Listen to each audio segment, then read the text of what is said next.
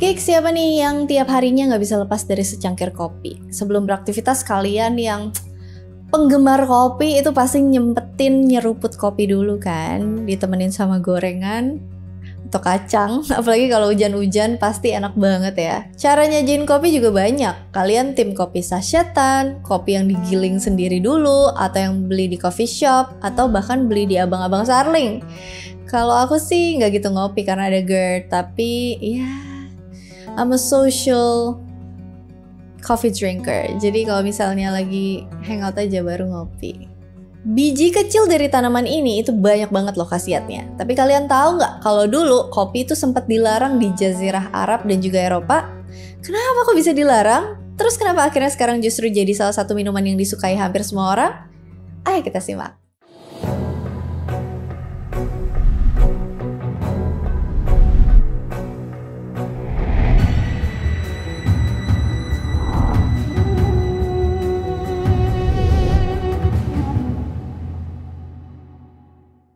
Kata kopi berasal dari penyerapan beberapa bahasa. Kata ini berasal dari kata Arab kahwa. Istilah ini kemudian menyebar ke Kaisaran Ottoman menjadi kahve dalam bahasa Turki. Dari sana kata ini masuk ke bahasa-bahasa Eropa jadi kafe dalam bahasa Italia, cafe juga dalam bahasa Prancis. Di Belanda jadi coffee, terus kata itu diserap ke bahasa Inggris menjadi coffee. Kopi di bahasa Indonesia juga ngambil serapan dari bahasa Belanda. Kopi itu udah jadi konsumsi sehari-hari kita. Faktanya nih, gigs, kopi itu jadi minuman yang paling sering dikonsumsi nomor 2 setelah air putih. Kopi juga jadi barang impor terbesar kedua di dunia setelah minyak. Brazil jadi negara di peringkat pertama dalam memproduksi kopi dengan 62 juta kantong per tahun. Yang satu kantongnya itu seberat 60 kg, jadi setahunnya itu bisa 3,72 juta ton kopi. Gila banget. Mayoritas kopi Brazil itu jenisnya Arabica. Indonesia sendiri ada di peringkat 4 dengan produksi 10 juta kantong per tahun atau 600.000 ton yang mayoritasnya kopi jenis Robusta. Negara yang paling banyak mengkonsumsi kopi per kapita adalah Finlandia dengan rata-rata setiap orang minum kopi sebanyak 12 kg per tahunnya, disusul sama negara Skandinavia lainnya kayak Norwegia, Islandia, dan Denmark. Tapi itu cuma rata-rata. Peminum kopi normal itu minum antara 8-9 cangkir setiap hari. Sementara pecinta kopi minum sampai 30 cangkir dalam satu hari. Gila banget, ini matanya bisa melek 24 jam kali 7 hari kali ya. Di Finlandia, budaya coffee break atau kahvitauko itu udah jadi keharusan pas lagi kerja. Iya sih, pas kemarin aku kesana juga aku taunya ada fika, jadi kayak coffee break gitu. Itu kayak kebiasaan mereka sih, asik banget. Di Indonesia juga ada fika ya harusnya. Bahkan ada kantor yang menerapkan kahvitauko ini 2 kali sehari pas jam kerja. Karena suhu dingin yang bisa sampai minus beberapa derajat dan juga biar karyawannya tetap fokus dan gak burn out, makanya kahvitauko ini juga jadi wajib di Finlandia. Tapi kalau dari segi hal konsumsi keseluruhan, volume total, Amerika Serikat tuh mimpin dengan orang Amerika minum sekitar 400 juta cangkir setiap hari. Setahun kira-kira menghabiskan 27 juta kantung atau 1,62 juta ton kopi. Diperkirakan ada sekitar 2,25 miliar cangkir kopi dikonsumsi setiap hari di seluruh dunia. Banyak juga ya. Tapi sebenarnya gimana sih awalnya kopi itu bisa ditemuin? Ada banyak cerita soal asal mula kopi, tapi cerita yang paling terkenal adalah cerita dari Ethiopia. Menurut legenda nih gigs, kopi pertama kali ditemuin sama penggembala kambing di Ethiopia bernama Kaldi di abad ke-9. Awalnya si Kaldi ini heran lihat kambing-kambingnya kok pada lincah-lincah banget habis makan buah beri merah. Dia nyoba deh buah itu sendiri. Dia pun ngerasa adrenalinnya terpompa. Dia bawa deh tuh buah beri ke pendeta yang dia kenal. Tapi pendeta itu gak ngebolehin, takutnya buah itu berbahaya. Terus dilempar ke dalam api. Dari api itu muncul aroma yang menggoda, bikin pendeta lain datang dan menyelidiki. Biji panggang itu diserok dari bara api, digiling, dan dilarutin dalam air panas, menghasilkan secangkir kopi pertama di dunia. Kopi dianggap bisa membantu para pendeta buat kuat berdoa sepanjang malam. Tapi cerita ini belum terbukti kebenarannya ya, dan banyak versi lainnya. Gak ada yang tahu kapan pastinya orang-orang mulai minum kopi, tapi ada catatan kalau di sekitar abad ke-15, seorang sufi dari Yaman yang baru balik dari Ethiopia bawa kopi buat diminum selama mereka ibadah, supaya selalu terjaga dan gak ngerasa ngantuk. Kopi kemudian mulai ditanam di wilayah Yaman. Mulai dari situ, kopi pun mulai berkembang di Timur Tengah. Salah satu pelabuhan yang jadi pengekspor terbesar kopi di abad ke-15 adalah Mocha, sebuah kota pelabuhan Laut Merah di pantai Yaman. Istilah mochaccino dan cafe mocha itu ngambil nama dari kota pesisir ini. Tapi, kedai kopi atau coffee house pertama di dunia itu dibuka di Konstantinopel pada tahun 1475, bukan di Yaman atau Ethiopia tempat kopi berasal. Kekaisaran Ottoman ngembangin kopi dengan membakar biji kopi, terus diseduh, dicampur dengan rempah-rempah lainnya, yang sampai sekarang masih ada di budaya minum kopi mereka. Tapi pihak berwenang dan ulama-ulama di Kekaisaran Ottoman itu khawatir sama minuman satu ini. Mereka pikir kopi ini tuh kayak minuman alkohol yang bisa bikin mabuk, dan juga karena bikin ketagihan. Mereka nggak yakin kopi apakah layak buat diminum atau enggak. Ketika kedai-kedai kopi bermunculan, mereka menjadi tempat orang-orang berkumpul buat main catur, nari, berdebat, dan bermusik. Banyak ulama mengemukakan pendapat kalau kopi itu sama memabukkannya dengan anggur yang dilarang oleh Al-Quran. Sampai akhirnya di tahun 1511 setelah sidang di Mekah diputusin kalau kopi itu dilarang dikonsumsi. Baru deh di tahun 1524 saat Sultan Ottoman saat itu, Sulaiman yang pertama mengeluarkan perintah membatalkan larangan itu melalui fatwa mufti besar, Mehmed Ebu Sud Effendi. Mulai dari situ banyak muncul coffee house di wilayah Kekaisaran Ottoman dan menyebar ke Eropa dan Asia. Tapi buat memonopoli perdagangan kopi, dikeluarin larangan buat menjual benih kopi, yang boleh dijual cuma biji kopi yang udah direbus atau dipanggang. Ini tuh biar nggak ada yang bisa nanam pohon kopi di luar Kekaisaran Ottoman, terutama wilayah Yaman. Baru deh hampir seabad kemudian kopi masuk Eropa. Kopi pertama kali masuk ke Eropa di Hungaria ketika Ottoman nyerbu Hungaria pada pertempuran Mohacs tahun 1526. Pasukan Ottoman bawa kopi sebagai salah satu perbekalan mereka. Di situ orang-orang Eropa baru tahu soal minuman kopi itu. Tapi mereka nggak bisa langsung menikmati kopi karena saat itu belum dijual ke kerajaan-kerajaan Eropa. Kopi baru diperjualbelikan di Eropa ketika para pedagang Venesia ngelakuin perdagangan dengan Kekaisaran Ottoman. Tahun 1615, orang bisa nemuin pedagang kaki lima yang jual kopi di jalan-jalan Venesia. Dan tahun 1645, kedai kopi Eropa pertama dibuka di Venesia. Minum kopi ini jadi komoditas yang sangat diminati, terutama bagi orang-orang yang kaya. Seabad kemudian, ada 218 kedai kopi di Venesia. Tapi ya, fun fact, kopi awalnya tuh nggak diterima di Italia. Ada beberapa versi ceritanya. Salah satunya gereja Katolik menganggap kopi sebagai minuman muslim dan pesaing potensial buat anggur, seperti yang digunakan dalam sakramen Ekaristi. Ada pendapat lainnya, yaitu kopi dicurigai dan dijuluki minuman setan yang pahit. Perdebatan sengit itu kemudian diselesaikan oleh Paus Clement yang ke-8. Setelah mencicipi minuman itu, dia bilang, "Wah, minuman ini lezat banget. Sayang banget buat membiarkan orang-orang muslim memiliki hak eksklusif buat meminumnya. Minuman ini terlalu nikmat buat dikutuk." Paus Clement yang ke-8 sangat menikmati minuman itu, jadi dia mau membaptis kopi. Kemudian sang paus diduga memberkati biji kopi karena menurutnya lebih baik daripada minuman beralkohol. Tapi mengenai cerita ini, kebenarannya itu masih belum jelas ya. Jadi jangan dipercaya 100%. Kalau misalnya kalian ada bantahan atau singgahan yang lebih valid, silahkan komen di kolom komentar. Tapi mulai dari situ, kopi jadi minuman wajib buat orang Italia. Ya kalian tahu ya, orang Italia tuh doyan banget ngopi. Banyak jenis minuman kopi yang sekarang berasal dari Italia, kayak espresso, cappuccino, cafe latte, macchiato, affogato, dan masih banyak lagi. Makanan penutup yang pakai kopi juga ada, dan kalian pasti familiar. Ini dessert kesukaan aku. Ayo apa? Tiramisu. Tiramisu juga dari Italia. Mesin espresso juga pertama kali ditemuin di Italia. Kopi di Italia tuh berkembang banyak dan bawa pengaruh banyak ke dunia perkopian saat ini. Dari Italia, kemudian kopi nyebar ke seluruh Eropa. Perusahaan Hindia Timur Belanda alias VOC dan perusahaan Hindia Timur Inggris alias EIC itu menjual kopi yang bikin kopi jadi populer di Inggris. Kedai kopi pertama di Inggris dibuka di Oxford tahun 1651 dan banyak kedai kopi lainnya ikutan dibuka, khususnya di London. Pada akhir abad ke-17, kota ini punya lebih dari 3.000 kedai kopi. Kedai kopi cuma diperuntukkan bagi pria, tempat mereka bisa berdiskusi tentang bisnis dan juga berita-berita, juga bersosialisasi. Konon, banyak usaha dan ide bisnis itu dimulai di kedai kopi London. Kedai kopi di London mendapat julukan Universitas Penny, karena secangkir kopi harganya 1 penny dan kedai kopi jadi pusat pembelajaran dan diskusi. Tapi tahun 1675, menteri-menteri Raja Charles yang kedua itu berusaha buat menekan dan menutup kedai-kedai kopi dengan alasan kedai kopi itu berbahaya. Karena kedai kopi sering jadi tempat diskusi, Raja khawatir bahwa kedai kopi itu bisa memicu hasutan atau rencana kekerasan atau pemberontakan terhadap kekuasaannya. Kemudian Raja memerintahkan penutupan kedai-kedai kopi, tapi akhirnya mencabut larangan itu 2 hari sebelum diberlakukan. Pelan-pelan juga. Balik ke VOC. VOC juga berperan dalam menyebarluaskan kopi ke Asia. Pertama di India, terus ke Pulau Jawa. Di India juga kopi menyebar dengan cepat.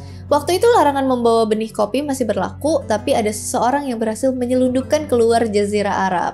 Dia adalah Baba Budan, yang pada abad ke-17 diduga menyelundupkan 7 biji kopi ke negara asalnya India. Di sana dia mendirikan perkebunan kopi di wilayah Mysore. Wilayah itu masih menghasilkan kopi sampai sekarang. VOC yang menduduki sebagian besar wilayah India sepanjang abad ke-17 itu bantu nyebarin budaya kopi di seluruh negeri. Sampai datangnya Inggris pada pertengahan abad ke-19 gantiin EIC. Percobaan pertama Belanda buat nanam kopi di India tuh gagal, tapi mereka berhasil di Pulau Jawa. Pulau Jawa telah menghasilkan variasi kopi terkenal kayak Java Pranger dan Java Injen. Belanda memperluas budidaya pohon kopi ke Pulau Sumatera dan Sulawesi. Pada saat itu tempat utama orang Eropa memperoleh kopi adalah pelabuhan Mocha di Yaman dan Pulau Jawa. Pedagang Eropa itu mulai nyampurin kopi Yaman, Mocha, dengan kopi Jawa, Java, buat menciptakan rasa yang seimbang dan konsisten. Kombinasi kopi dari dua daerah ini menghasilkan campuran Mocha Java. Mocha Java jadi salah satu campuran kopi paling awal dan memperoleh popularitas besar di Eropa selama abad ke-17 dan ke-18. Tahun 1711, ekspor pertama kopi Indonesia itu mencapai Eropa. Produksi kopi Indonesia tidak cuma terbatas sama biji kopi biasa, tapi juga dikenal sebagai penghasil kopi hijau spesial. Jenis kopi ini dibuat dari biji kopi berkualitas tinggi dan ditanam di daerah yang unik dengan kondisi yang spesifik. Kopi spesial Indonesia dipuja karena rasa dan aromanya yang khas. Apalagi sekarang ada kopi luwak yang nilai jualnya cukup tinggi karena butuh proses yang lebih lama lagi buat dapetin biji kopi yang bagus. Ya kalian tahu kan kopi luwak prosesnya gimana. Selain di Inggris dan Asia, di Eropa Timur kopi juga mulai berkembang. Tahun 1683, tentara Polandia itu ngalahin pasukan Ottoman yang mengepung Wina. Jerzy Franciszek Kulczycki yang merupakan tokoh kunci dalam kemenangan itu nemuin tumpukan besar kopi yang ditinggalin sama pasukan Ottoman yang melarikan diri. Dengan kopi ini, dia mendirikan coffee house bernama Zur Blauen Flasche atau Blue Bottle. Penyajian kopi dengan menambahkan susu dan gula ke dalam minuman kopi dimulai dari sini. Coffee house atau kedai kopi ini menjadi ikon karena budayanya yang unik, nawarin suasana buat bersosialisasi, berdebat secara intelektual, dan nyantai-nyantai yang jadi dasar bagi model kedai kopi Eropa yang klasik. Fun fact-nya nih gigs, di Wina cuma ada sedikit coffee shop atau cafe, tapi kebanyakan adanya coffee house. Karena bagi warga Wina, dari semenjak adanya coffee house atau coffee shop, budaya kopi di sana bukan cuma buat minum-minum cantik aja, tapi buat ajang pertukaran ide dan hal-hal lainnya. Mereka bahas topik terbaru yang ada di koran yang terbit di hari itu.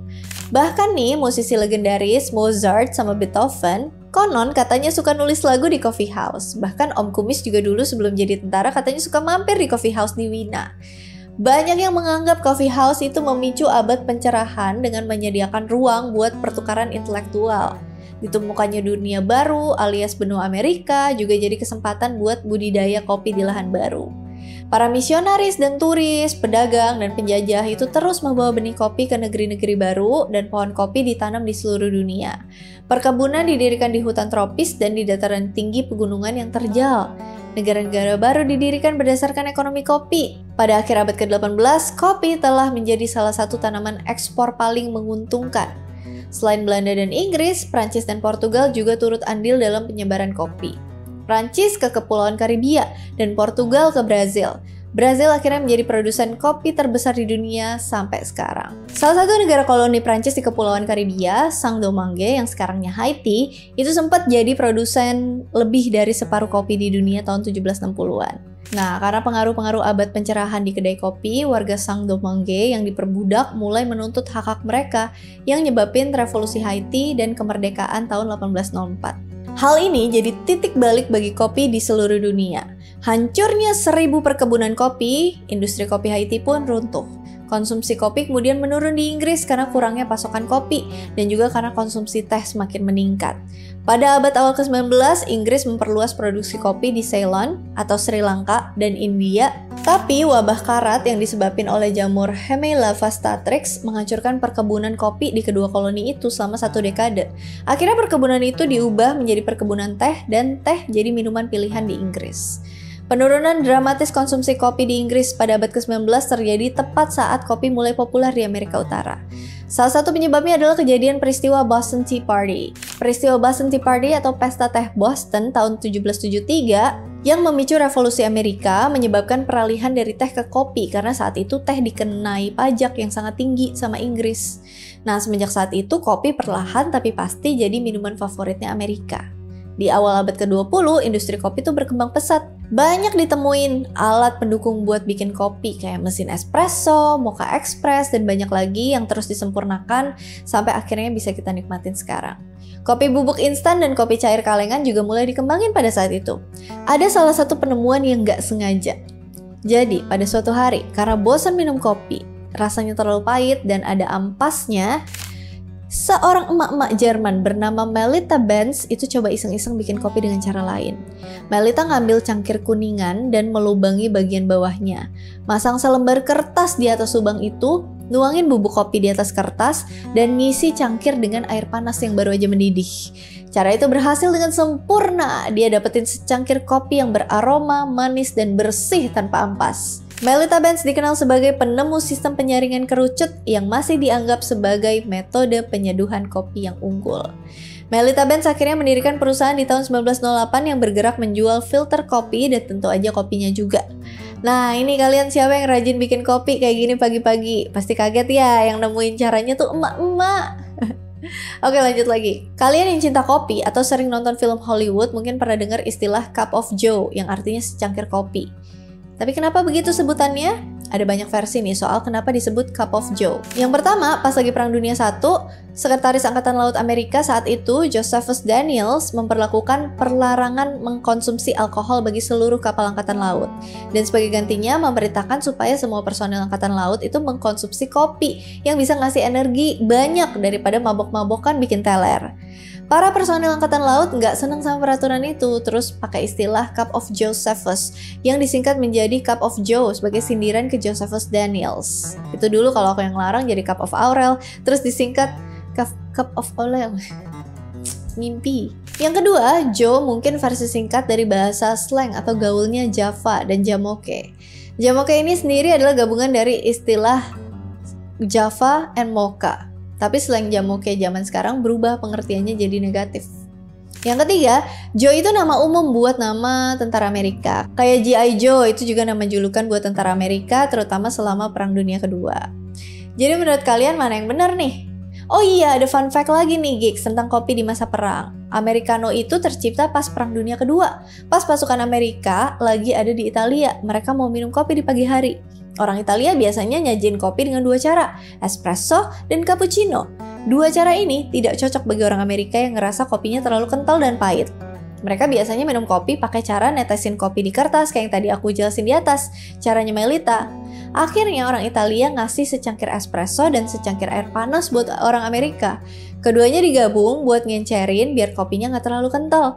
Akhirnya kebiasaan ini terus berlanjut sampai terciptalah Americano. Di sini ada tim Americano atau tim long black nggak? Padahal bahannya sama aja, cuma bedanya yang mana duluan yang dituang. Atau kalian ngerasa ada perbedaan rasa? Coba komen. Budaya kopi di setiap negara itu beda-beda. Kayak misal orang Amerika, coffee shop di sana kebanyakan sore udah tutup karena mereka butuh kopi pas lagi jam kerja aja. Beda lagi sama orang Italia, mereka nikmatin kopi dengan santai. Tiap seruputnya mereka apresiasi dengan nikmat tanpa harus buru-buru. Cappuccino juga biasanya mereka nikmatin pas sarapan aja. Lebih dari jam 11 mereka nggak ada yang mesen cappuccino. Kalaupun ada yang mesen lebih dari jam 11 pagi, itu pasti dianggap orang aneh. Kecuali turis, ya bisa dimaklumin lah. Di Indonesia juga beda, kedai-kedai kopi tradisional dari dulu juga jadi ajang ngobrol santai dan buat pertukaran ide. Kedai kopi modern juga nggak beda jauh, cuma tempatnya aja lebih estetik buat di-post di sosmed. Dan wifi gratis. Ayo kalian yang sering ke coffee shop ngaku di sana cuma nongkrong numpang wifi aja kan, terus ngegibah temen kamu yang lagi nggak ikut kumpul. Jangan gitu ya gigs, kalian kalau nongkrong lama itu nggak apa-apa, asal jangan cuman mesen 1 gelas aja. Dan juga jangan suka gibah, coba deh ngobrolin sesuatu yang bermakna dan penting, siapa tahu bisa munculin ide-ide kreatif buat karir kalian nantinya. Kayak emak-emak yang tadi. Oke, sampai di sini dulu pembahasan tentang kopinya. Ingat ya gigs, jangan berlebihan minum kopinya, banyakin minum air putih, istirahat yang cukup, dan olahraga ya. Kalau misalnya ada yang mau nambahin atau ada yang mau koreksi, ada yang mau didiskusikan, komen aja di kolom komentar. And as always, thank you so much for watching. I hope you guys like it and I'll see you again on my next video. Bye. Di Belanda jadi sebel banget gue. Banyak jenis minuman kopi yang sekarang berasap.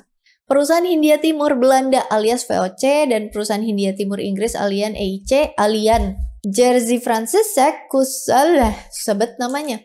Salah satu negara koloni Prancis di Kepulauan Karibia. Salah satu negara koloni Prancis di Kepulauan Karibia, Saint-Domingue, sekarangnya Haiti. Kayak G.I. Joe, itu juga nama julukan buat tentara Amerika terutama pada masa Perang Dunia sebel banget.